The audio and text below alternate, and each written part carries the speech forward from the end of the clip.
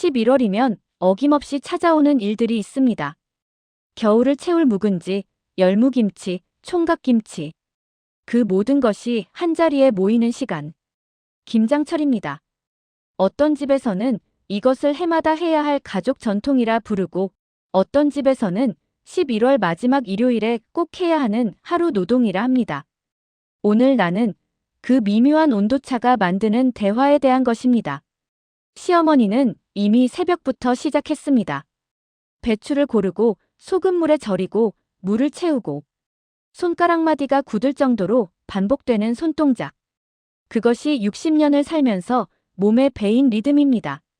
11월이 오면 이렇게 해야 한다는 것이 이제는 생각이 아니라 본능이 되어버렸습니다. 며느리 수영은 회사를 퇴근하고 시댁으로 가고 있습니다. 차는 막히고 일은 밀렸고 내일 준비할 것이 많지만 어머니의 문자가 왔으니 가야 합니다. 요즘 손가락이 많이 아파서 너 시간 되면 도와줄래? 그 메시지 한 줄에 주말 계획은 물거품이 됩니다. 억지로 웃으며 인사하는 수영의 얼굴에는 피로가 묻어 있습니다. 시어머니가 물었습니다. 요즘 애들은 김치도 안 먹는다더니 넌 그래도 좀 먹지?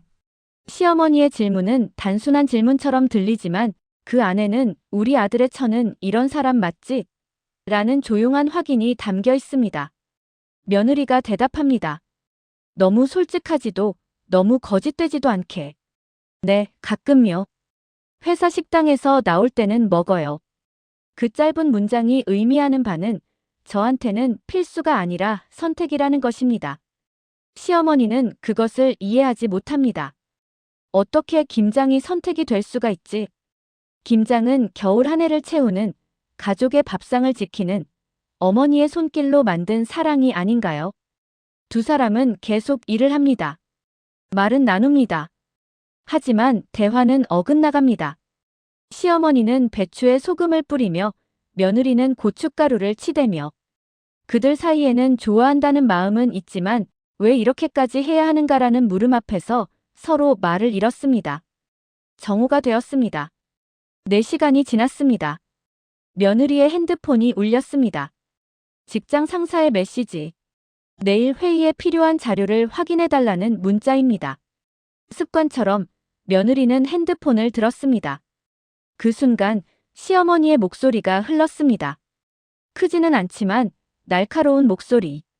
저런 건 바쁠 땐 좀 나중에 봐도 되지 않니? 요즘 애들은 하루 종일 그것만 보고 있어.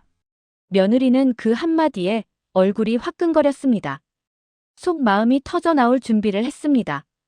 어머니, 이것도 일입니다. 내일 회의 준비인데 지금 확인 안 하면.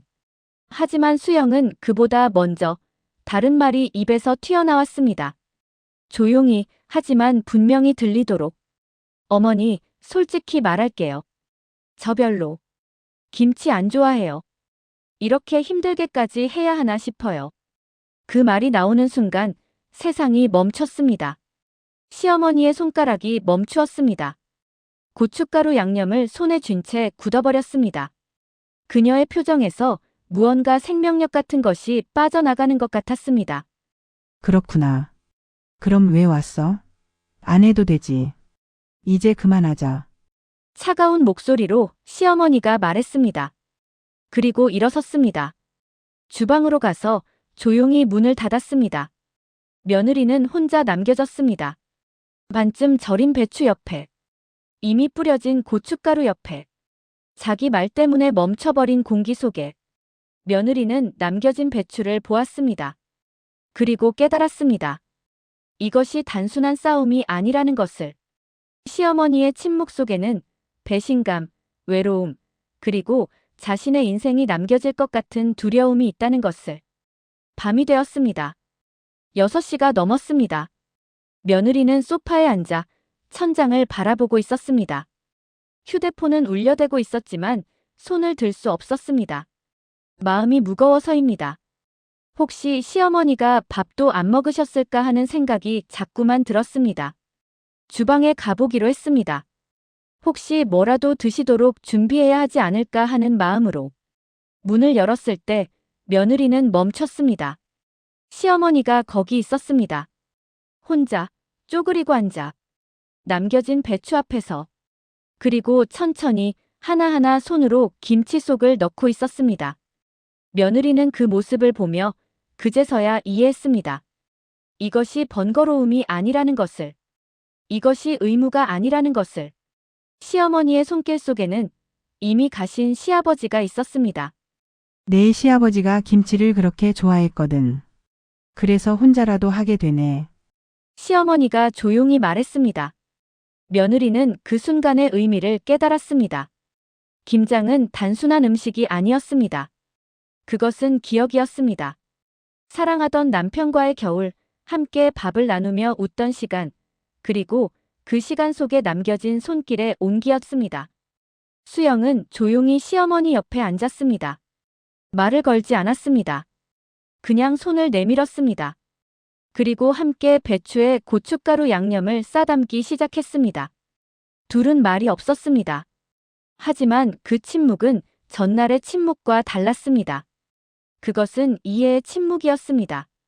세대 간의 온도차를 인정하되 그 안에 담긴 마음만큼은 같다는 것을 깨닫는 침묵이었습니다. 밤 10시가 넘어 마지막 배추가 담겨질 때까지 둘은 함께 있었습니다. 다음 날 아침입니다. 며느리는 도시로 돌아가야 했습니다.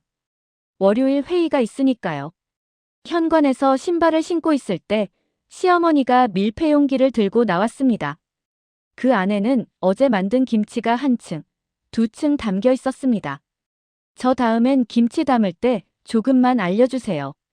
맛있게 먹어볼게요. 며느리가 조심스레 말했습니다. 시어머니의 얼굴에 미소가 피었습니다. 그리고 부드러운 목소리로 말했습니다. 그래, 조금만 해도 돼. 맛만 보면 되지. 바쁜데 뭐하러 다 한다고 고생까지 해. 그 말 속에는 타협이 있었습니다. 하지만 그것은 포기가 아니었습니다. 그것은 두 사람이 서로의 온도차를 인정하면서도 그 안에서 함께할 수 있는 길을 찾아낸 것이었습니다. 차가 출발했습니다. 반사경 속으로 시어머니가 사라져갔습니다. 며느리의 손에는 따뜻한 밀폐 용기가 들려 있었습니다. 그 안에 김치는 아직도 온기를 품고 있었습니다. 생각해보니 그것도 일종의 온도차였습니다. 담그는 손의 온기와 받아가는 손의 온기. 다르지만 같은 따뜻함. 김치는 입맛으로 담그는 게 아니라 마음으로 익는 건지도 모릅니다. 그 말 속에 모든 것이 담겨 있습니다. 겨울의 시작, 세대 간의 온도차, 그리고 그것을 녹이는 사랑이 말입니다.